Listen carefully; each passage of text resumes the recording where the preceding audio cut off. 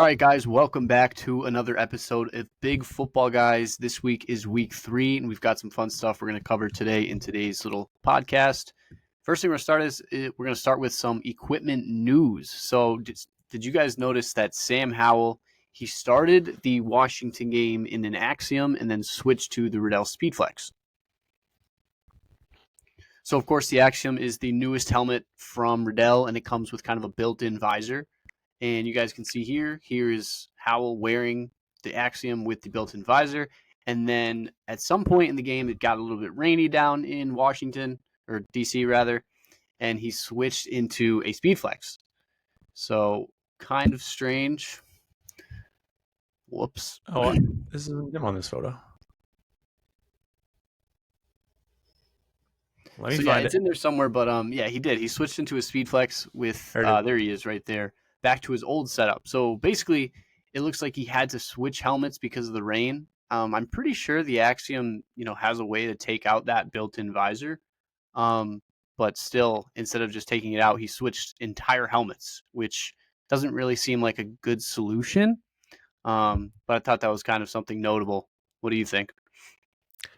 I guess until we get our hands on an Axiom. So I don't actually know how long it takes to switch the visor, take it out. Maybe it's also, so I know we've seen with like 2G visors and stuff that they're like concerned about the safety for a player if they don't have a visor in the helmet. So the gap is too big. So like maybe from an equipment standpoint with their equipment managers, it's kind of either it takes too long to switch it out, but like they're fast. Like the equipment managers on these teams, like they're well-oiled machines. Like they can rock and roll pretty quick, switch cleats, switch gloves, switch helmet, anything. Mm-hmm. So maybe it's one of those things where they just don't trust it at this point without the visor, and he's still comfortable enough with the Speedflex where he'd rather take the Speedflex back. Yeah. Definitely weird, though, to see a guy actually switch helmets, mid-game because of rain. I can understand, like, something else being the reason, but rain, that's just kind of funny. Yeah, it's definitely, like, a little bit weird. But, like, why would you, to be honest, if you're worried about that, why would you start the game in the Axiom? And also, why would you, like, if you're so willing, like, if you're all in on the Axiom, would you not rather just stay in the Axiom and take the visor out? Like, it's kind of weird that, like, you'd rather probably, like, if you still have enough faith in your Speedflex to do the job, would you not just be in that helmet anyways? Yeah, that's kind of my thought, too. Yeah, weird. If anybody knows Sam Howell, ask him why he switched and let us know in the comments below. So next thing we're going to talk about is something I've noticed throughout this, early 3 weeks of the season is that a lot of players have switched kind of from the traditional flat, straight eye guards to those angled eye guards. There's a couple players that come to mind right away. The first one's Travis Kelce, who has been probably the most popular NFL player we've ever seen. But he used to just wear regular eye guards, and lately he's been wearing those angled ones instead. So it's kind of a different look. It's a little bit more aggressive, but I've seen it everywhere. It's been pretty crazy.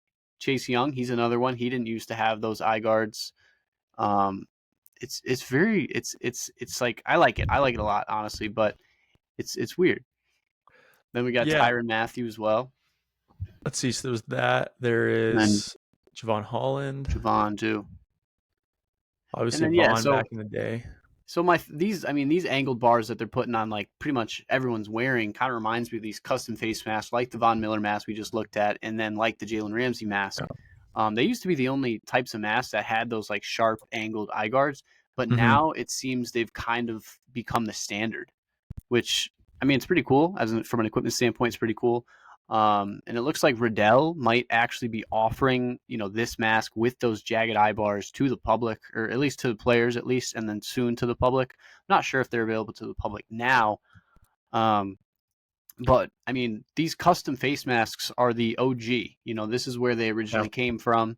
And a lot of these customs are by Badass Masks. They made these custom masks, and now Riddell is kind of ripping off their style and making it their own, which it's kind of shady in my opinion. Yeah, I wonder how much the NFL steps in on this, because personally, I don't know about with this kind of stuff how much these masks are like legal to wear. So I don't really know if this could also be a thing potentially where it's like the NFL is stepping in to say it's offered. So it's like, yeah, it's a little bit, it's tricky. And I guess it's like we don't know to the extent of like how much BA masks can like keep up potentially with like demand. That's It true. could be one of those things as well where it's like, for example, Jalen Ramsey started wearing his mask. Let's pop that thing up on the screen again so we can. So with Jalen Ramsey's mask, this was his style. He made it popular, but like Derwin James wears the exact same mask. And like clearly, BA Mask is willing to sell them because they're still available on his site. And with our sources, we know that like there's no patent on face mask designs. So as much as BA Masks wants to sell this design, Riddell can go out and make the exact same mask, for probably like realistically the same process as BA is going through. Because they're not, it's not like they're mass manufacturing this, which is why they're so expensive, even if from Riddell. But they're definitely stepping in just to make sure, and like they could say it's for a lot of different reasons. Like it's not that hard for them to come up with a PR thing to make sure. But yeah, the angle thing's definitely interesting. And I think it's like most trends with the NFL where you have one guy do one thing and then all of a sudden it's everywhere. Like it's just, and it's little bits and pieces, like you pointed out for the first time a year ago, like you're starting to see black accessories come back. And then black accessories have been really popular. Yep. And that's just, as much as like the high school guys and whatever they follow what the pros do, pros follow what the pros do. They'll, if they see one guy doing it and it's got a cool look to it, they'll do the exact same thing. I don't really know how they're doing this. Like all these guys are just getting all these little jagged bars because it's like really subtle. Maybe it'll replace it. Maybe it's actually a thing where, because like it's the eye guards, but it's like eye guards with a little more visibility versus like that versus that. So maybe there's actually something behind it. But it does look a little cooler. Von Miller's never really caught on though. Yeah, his is a little bit too specific. There's been some other cool custom masks in the past. I know, like Trent Brown had the diamond jewel face mask, which is pretty cool. But yeah, those jagged eye bars look to be directly from like the Jalen Ramsey custom mask. Oh yeah. So it is. It's cool to see how guys kind of like, oh, I like what this guy's wearing. Let me get that. And then the companies are like, wow, these guys want this. Then they make it for the players, and now it's like a widespread thing. It might even be like equipment manager related. Like maybe equipment managers don't want to be getting masks from BA Masks, and maybe if there's enough demand from equipment managers to do it, maybe that's how like Riddell steps in. I don't personally know. The other thing is I don't really understand like Riddell wanting to do this because like with our context, like we know how this works. So they basically price the masks at the point where they say, to make this one custom mask, it's going to take us 45 minutes to produce each one of these masks. In that same time, we could create 10, it takes us 15 minutes to make a standard style. So it takes 3 times as long. The standard style is 100, so that means this CU, this custom version, we have to price at 300 or above to make sure we're making it back. I just don't quite understand why they would need to step in personally. Like, it's not like I've seen a lot of guys in this. Like, the Jalen is so overbuilt. It's like I've only seen it in Jalen and Derwin James, so I don't really see the need for Riddell to step in and offer it as a custom face mask. When it's like they already sometimes struggle with supply in the past couple of years. Like, why would you add one more thing to your plate? And I don't see the demand for it. It's cool, but I just don't see the demand side to make it worth it, other than them just stepping in to be a part of it. I don't know. I don't know. Either way, I think it's a cool look. I'm a huge fan of the traditional eye guards, but this is a nice, like, subtle little upgrade, and I like it a lot. So next thing I want to talk about is Zay Flowers. So Baltimore Ravens rookie wide receiver has been wearing Under Armour. And as you guys know, Under Armour really has like no athletes left besides Justin Jefferson. But I just noticed this past week in week 3, he was wearing Under Armour cleats and gloves. So he has, I believe those are the Blur Smoke cleats on in all white. And then he has the Under Armour Blur gloves as well. Yeah, they're all solid. You can't see any logo, so like if you don't know what you're looking for, you probably wouldn't even have noticed. But he did open training camp in Adidas, and I was like pretty sure he signed with Adidas. So when I saw that he was wearing Under Armour stuff, I was like kind of surprised. I'm like, oh, that's new. Especially just because of how rare Adidas or Under Armour athletes are. You know, there's no more Tom Brady. Chase Young's gone. Justin Jefferson's still there. Leonard Fournette no longer there. I'm trying to think who else was Under Armour. I don't know. Definitely more, but there's just not a lot of Under Armour athletes. So to see a guy wearing Under Armour was just kind of like a surprise to me. We have to keep in mind that, you know, Zay Flowers plays for the Ravens, which is right in Under Armour's backyard. You know, I'm pretty sure Under Armour is like a sponsor of the Ravens. If you ever watch some of their like post game interviews, you'll notice all the Under Armour logos behind them. So, you know, the Ravens and Under Armour are tightly connected. And so Zay Flowers really does make sense for them if they are looking to add another athlete like Justin Jefferson, you know, to just kind of help further their image, you know? Yeah, and it might be the same strategy where, you know, Justin Jefferson obviously was like a big name out of college because of, you know, LSU and stuff, but get a wide receiver, start him young, and then hope they pop off. Yeah. Maybe it's the same thing. But yeah, definitely there's our ties between Under Armour and Baltimore. You always see Jim Harbaugh at the press conferences, big Under Armour logos in the background, Baltimore, Maryland, easy testing ground. Makes sense to get access to their guys. Like every part of it definitely makes sense. I wonder if we'll ever see them bounce back the same way, and if they'll ever have enough athletes back under them to pay that money. Yeah, the NFL sponsor fee. What is the name of that? The rights to show It'd be their logo the on the field. on-field licensing fee, probably. On-field licensing agreement. Something like yeah. that. Yep. Yeah. A little off topic, but I was actually thinking about this yesterday. So we never actually talked about the numbers for the Oakley deal. But I was just doing some shower thinking last night, and I was like, I wonder how much Oakley had to pay the NFL for that deal. Jeez, Because we know the numbers are around 10 a year for on-field licensing. Yeah. But this is different. This is like a partnership.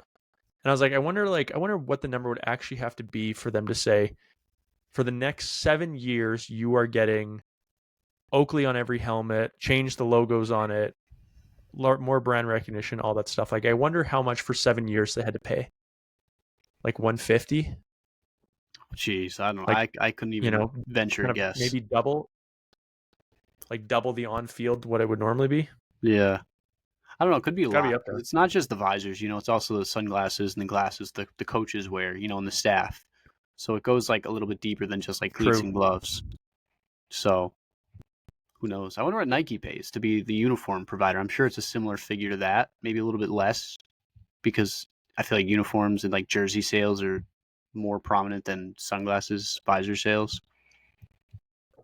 Yeah. You know? But I'm sure it's it's a lot of money. It's got to be. Oh yeah.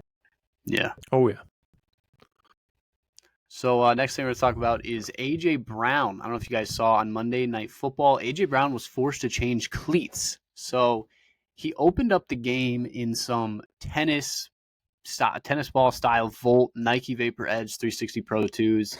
They are up on the screen right there. Look how bright these are. These things were absolutely ridiculous. You could not miss them on the field. The second I saw them, I'm like, oh, I have to post about this. This is ridiculously bright. And then by the end of the first quarter, he had switched out, and he was wearing these black Nike Vapor Edge 360 Pro 2s.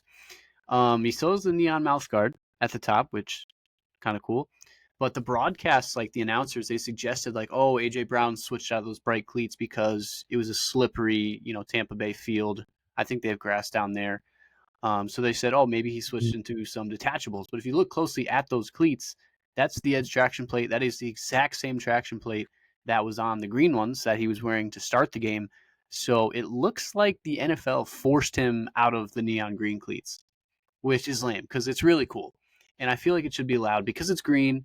The uniforms are green. I feel like, yeah, it's very bright and it's not really uniform with the uniform, but like it's cool.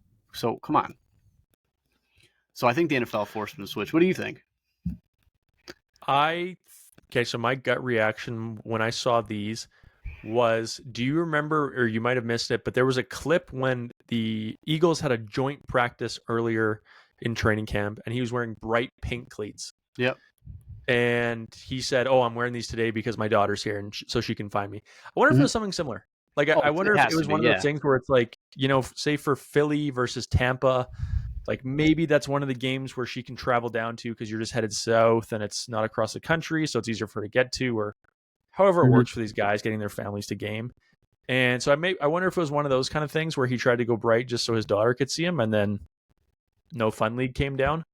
Yeah, definitely. I totally agree. I meant to actually include that, but yeah, it's definitely. I think he wore them so his daughter could see him play football.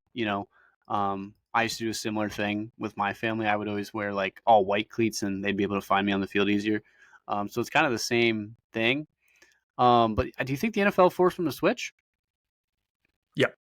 You think so? Yeah, that's too bad because I guess the NFL really does stand for no fun league. Because they're green cleats with a green uniform. Like, I feel like it should be allowed. I don't care if it's not the same shade. I feel like it should be fine. I think the issue you'd find is people could bend that rule so easily. Mm-hmm. Because you could very easily say, oh, someone on the Cardinals can wear pink because like pink is a shade of red.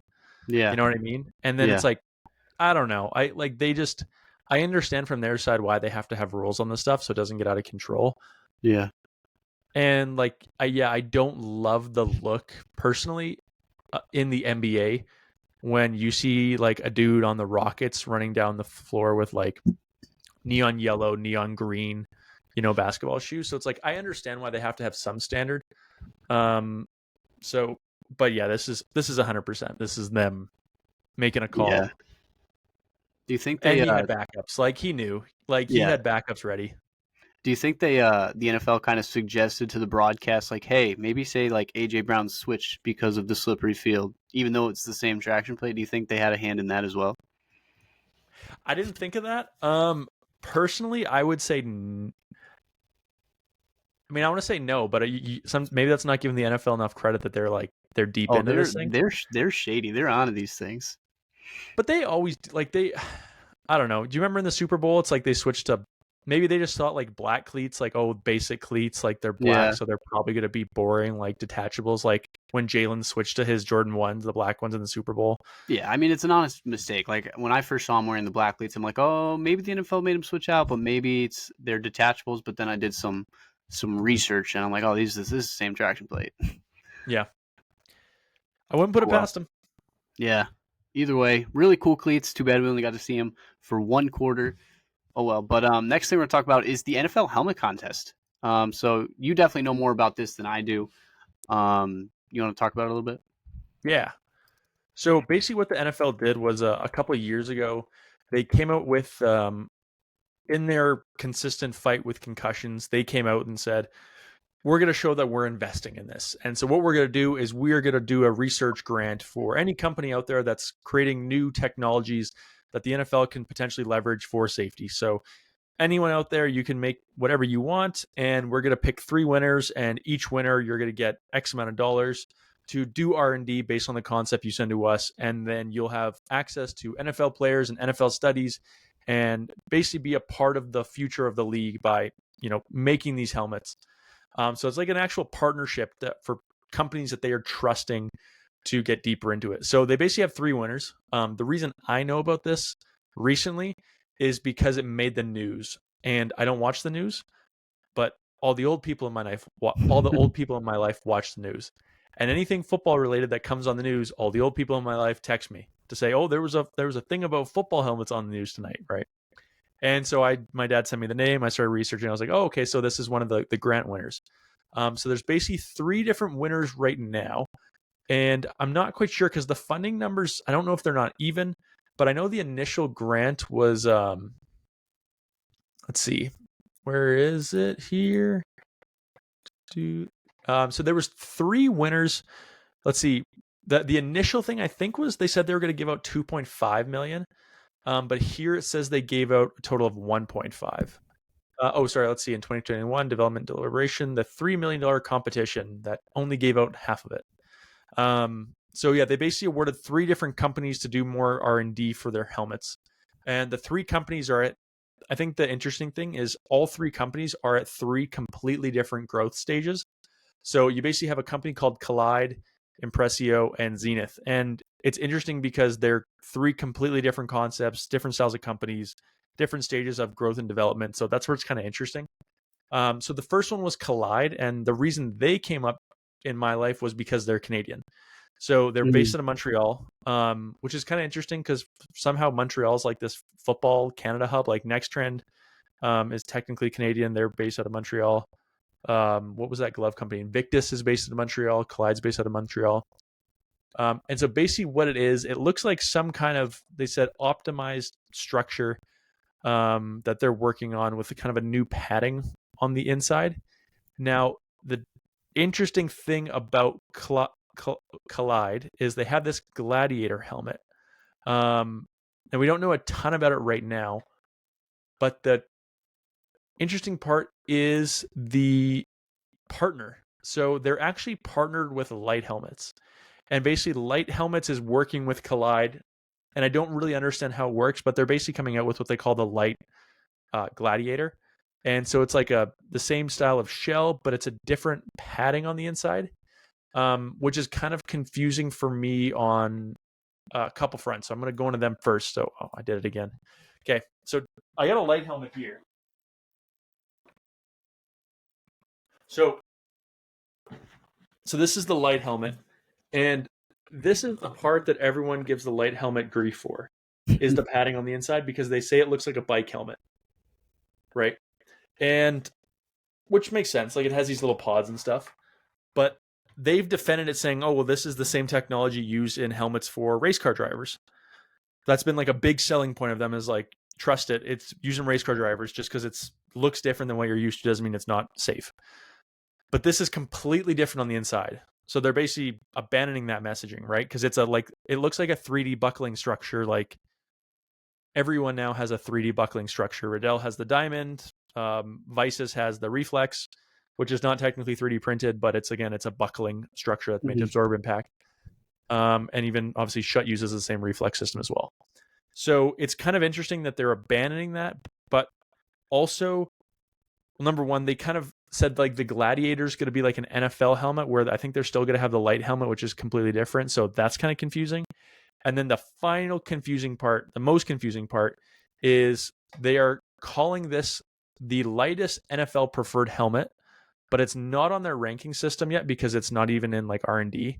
But they like consistently, I'm looking at their messaging, and they consistently call it the lightest NFL preferred helmet, but it's not on any of the rankings that came out this year. And then also, Light Helmets has talked a lot of shit about the NFL and them not being a part of any of their stuff.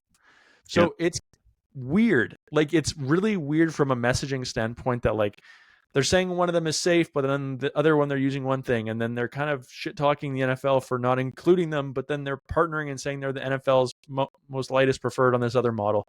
And like, it doesn't make a lot of sense. And I don't know if they're running out of money or they're not making the progress they thought they'd make by 4, and they're trying to make some waves. And I just don't really know.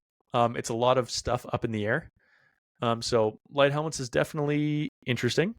The second one was Impressio, and Impressio was kind of a different idea from the other two. So again, Light Helmets is kind of like they're making progress, but they're not a really well-known brand, and they're partnering and making changes. Impressio, on the other hand, it looks like they're not like a helmet manufacturer, but more their goal as a company is transforming the materials of it. So they're looking at like the inside. Same thing here. This is a 3D printed buckling structure that would go on the inside of the helmet that looks like this. That, again, like we said, looks really similar. Now we're done with them. Riddell Diamond padding. If you look up Riddell Diamond,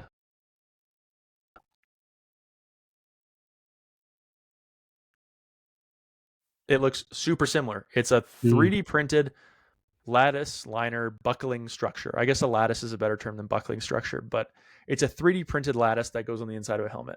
So I don't really know what this is that they're not already getting from Riddell. Maybe the shape and the structures are different of the lattice and whatever they're calling it. But it's interesting because in all of their testing here, you can see they show off a Shut F7. And then after that, and I can't tell if what model it is, but a Shed F7. And then there's some military helmets, which like everything R&D related starts in the military. But then in their graphics here, they're showing a Riddell Speedflex. And then down here, they then show it with a 3D model on a Riddell Speed. So it's more like it's the internal structure that they're looking at. So a completely different concept. They're not trying to, partner or be their own helmet company, but maybe they're trying to create a technology that these companies might license. One more. I'm running out of breath, but this is super cool to me. The final one is Zenith. And again, Zenith, completely different approach than the other two. And maybe this is part of the NFL's plan, is to kind of stagger these things. Zenith is already a reputable manufacturer of helmets that is a mass producer, that is in Dick's Sporting Goods nationwide, and has multiple different helmets. The only weird thing about Zenith is no one wears them in the NFL. Chosen Anderson wore one for a little bit. I don't think he's still in it. Nick Chubb was like the longest guy for the longest time, and he switched into a Shed F7 recently for this season. So kind of interesting how there's three completely different kind of companies that they're working with at like three different stages, three different objectives, each giving them $500,000, and seeing where they end up. Yeah, no, it's pretty cool to see, the NFL kind of trying to put some money down and work towards, safer equipment. Got to keep the players as safe as you can. And it is really cool to see how these companies are kind of, different in their own ways. One's making like the internal padding, then there's Zenith, who already makes helmets, and then, Collide, who's working with somebody who's kind of trying to make helmets, but hasn't really broken through to the NFL level yet. So it's kind of cool to see, these three different companies kind of doing their own thing, trying to break into the NFL essentially. So yeah, that's all pretty cool. Can't wait to, see what kind of comes out of that. Could be cool. So the final thing we're going to talk about is my favorite part, and that's going to be the best Cleat Heat from week 3. We love Cleat Heat.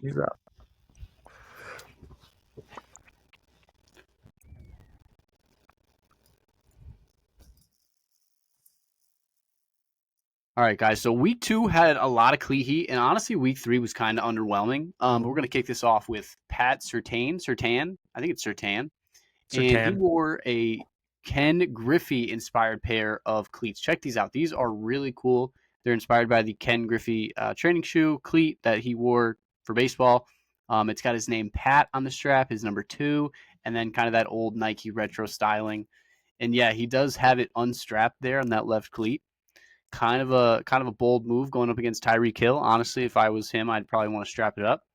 But the cleats looked really cool. It's too bad they got absolutely stomped, 70-20. But definitely the coolest cleats from this week. What else we got? Can you confirm that these are actually not strapped up versus broken? I can't confirm. No, they could very well be broken. Because I'm thinking like, I don't know to the quality that these guys, when they add these like fake uppers over top, that they can like do for durability and stuff. And like you said, if he's chasing around Tyreek Hill all day, yeah, could just be broke. It very well could be. I mean, these quick customs, these are Coda customs. He does great work, but of course, it's not really meant to hold up crazy. It's supposed to look good for like a game or two, and then that'd be it. So it could be broken, but regardless, it's a pretty cool looking cleat. Next up, we've got Devonta Smith of the Eagles. So these are a Jordan 12 custom. These are also by Coda Customs. I think the base cleat was like the Nike Vapor Carbon Elite 2014. It's kind of tough to tell, but I saw some other pictures that had the insole, and that's what it looked like to me. But these are pretty cool. Simple, clean, black, green. I like these a lot. Again, good cleats. Is Devonta a Jordan athlete? Nah, he's not signed with Jordan. He has worn Jordan cleats the last couple weeks. I think last week he wore a Florida Gators Jordan 7 PE, and then this week these are like another Coda Customs reconstruction.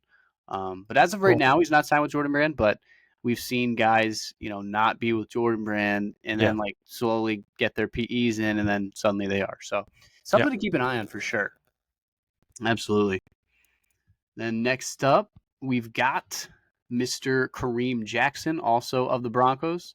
So again, Broncos absolutely crushed by the Dolphins, but they had some guys with some cool cleats, and this is Kareem Jackson, and these are some Kobe 6s in just this nice all orange color. He was on our Cleat Heat for week 1 as well, and he's on here again. So again, this is Coda Customs. He kind of dominates this list because these reconstructions are just insane. Mm-hmm. Bringing back these kind of iconic basketball shoes, putting them on the gridiron. It doesn't get much better than that, in my opinion. These are pretty sweet. Next up, we just talked about these, so I won't There waste too they much are. time on them. But AJ Brown, look how bright these things are, dude. I couldn't not put them on this list because they just demanded so much attention and they look so good. And he did the neon mouth guard too, so it's not just like one splash of green. He actually added, the mouth guard too, and just it's so clean. It's too bad that the NFL made him take them off because I really Mm-hmm. liked them, and I don't like the Eagles. Just for the record, I hate the Eagles, but the cleats are cool. Next up, we've got another one of my favorites, man. Devontae Adams. He has some of the best Cleat HEat year in, year out, and these are insane. So these are a tuxedo Jordan 11. Tony and I talked the other day. They kind of looked like Converse if you kind of were like looking like at your TV screen like you would. It does kind of look like a pair of Converses, which is pretty funny. Mm-hmm. But super classy. Looked good with the Raiders uniform. Next up, we've got Marcus Epps, also on the Raiders. These are a LeBron 10 custom cleat. I think these are from Coda Customs as well.